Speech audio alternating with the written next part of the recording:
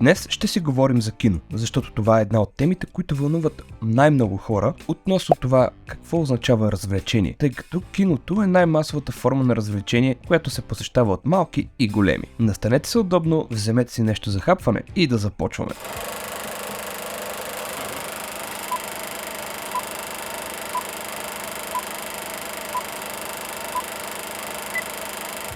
Не можем да говорим за кино, без да говорим за първата кинопрожекция. Тя се състояла на прототип на устройството, наподобяващо съвременния кинопроектор от компанията от Томас Едисън през 1891 година в Съединените щати. Кинетоскопът, който по това време движи просто снимки, е първата движеща се картина, а за хората от това време изживяването е било като същински филм. Братята Люмиер, вдъхновени от кинетоскопа през 1892 година, вадят патента за кинематографа. Това се случва на 13 февруари 1895 година. Устройството е върхово за ерата си и предлага много по-високо качество на прожектирания лентов материал. Пристигането на влак в Ла Сиота, заснет от братята Люмиер, е признат за първия филм в историята на киното. Той има продължителност от 55 секунди, като е заснет в 15 кадра. С появата на този филм, историята вижда и появата на първите филмови режисьори и продуценти. Това става в лицето на братята Люмиер. В днешни дни в Холивуд има цял музей, посветен на киноисторията и тези пионери.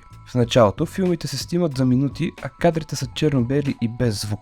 И въпреки, че братята Люмиер са определили 15 кадра в секунда за стандарт по това време, този брой доста бързо достига до 24 кадра. Появата на цветовете в киното започва с шаблонния метод през 1902 година. Този метод не е разпознат като първата поява на цветове в филмите, тъй като всеки кадър е оцветен ръчно един по един. Съответно, тогавашното общество не приема този метод за цветно кино, а по-скоро за анимация. Kinemacolor, изобретено от Джордж Албърт Смит през 1906 година, е устройството, което променя това. Това изобретение филтрира изображенията в зелено и червено и създава двустепенно оцветяване, като подобна технология бива използвана в последствие при първите 3D филми дори. В случая говорим за червеното и синьото. Посещение в морето, продуциран през 1908 година от Смит, е първият цветен филм в историята на киното. Въпреки това, такова двустепенно оцветяване не е в състояние да произведе постоянен цветови спектър. Това е причината историята да се запознае с компанията Technicolor. Technicolor създават свой собствен двуцветен филтър през 1917 година, като представят трите филтрирани осветители през 1932 година, а това позволява на филмите да имат консистентен цвят и наситеност на картината.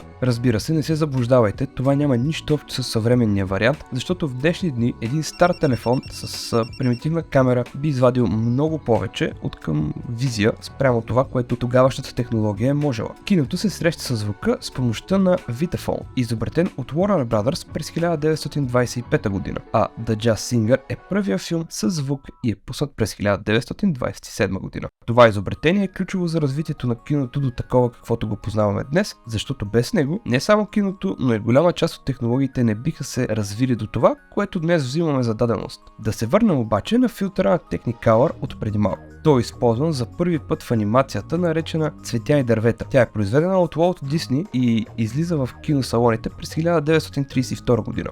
Първата употреба обаче на филтъра на Technicolor в жива лента е осъществен във филма, наречен Котка и цигулка през 1934 година. В днешни дни тази лента отнесла немалко награди за пионерство, подобно на филмите, представени във видеото по-рано. През 1950 година оцветяването в киното става стандарт, благодарение на оцветяването на една лента, разработена от Eastman Kodak. И да, тук говорим точно за Kodak, основал фирмата, виновна за една от най-масовите качествени марки за видеозаснемане.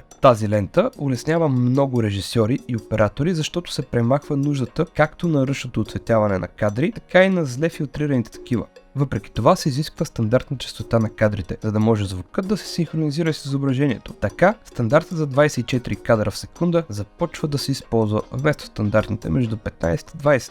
Въпреки, че започва да се покачва от 1914 година, киноиндустрията достига своя връх през 30-те години на миналия век. През този период филмите стават подходящи за звукозапис, като едновременно с това в Съединените щати се появява и холивудското кино. Така киното се превръща в лидер в развлекателната индустрия. Хората започват да ходят ходят на кино 2 пъти седмично в периода между 30-те и 40-те години. 1946 година е връхната точка на киното в Обединеното кралство. 31 милиона души посещават киносалоните на седмична база в страната. По-настоящем технологиите са напреднали значително, като това се отразява в последствие и на киното. Всъщност, с времето визуалните ефекти се увеличават и на бял свят идват 3D филмите, а високобюджетните филми, заснети с помощта на високотехнологични камери, се превръщат в един от основните източници на забавление. Благодарение на историческото развитие на киното, сега гледаме в киносалоните различни блокбъстъри и това е част от нашия живот. В последните години различни формати завладяват салоните, а с появата на IMAX картината и усещането за влизане в филма е по-осезаемо от всякога. 4DX пък ни вкарва в екшена, създавайки усещане близко до това в Луна Парк с всички водни и въздушни ефекти в салона. Нещо повече, ме ръкописите, 4DX е идеално за филми от типа на Бързи и яростни или Ant-Man and the Wasp или такива блокбъстери, които да предразполагат всъщност движението на залата. Как ще се развие занапред киното, можем само да гадаем. Може би следващата стъпка е VR, като тук е важно да споменем, че 8D, както се пропагандира, не е 8D, а всъщност е 4DX с VR. Така или иначе, какво следва за в бъдеще, предстои да разберем. А истината е, че живеем в златна ера за киноиндустрията. Ако видеото ви е харесало, оставете по един лайк. Ако не, другия бутон знаете къде е. Коментирайте, споделяйте и ако не сте се абонирали с камбанката, а искате да станете част от нашата Geek тайфа, направете го и така помагате на нас да борим алгоритъмът. Ако пък искате да имате директен пръст в това, което създаваме за вас, то обмислете варианта да станете наш член. По този начин вие имате директен пръст във всяко едно видео, което ние правим и ще ви бъдем много благодарни.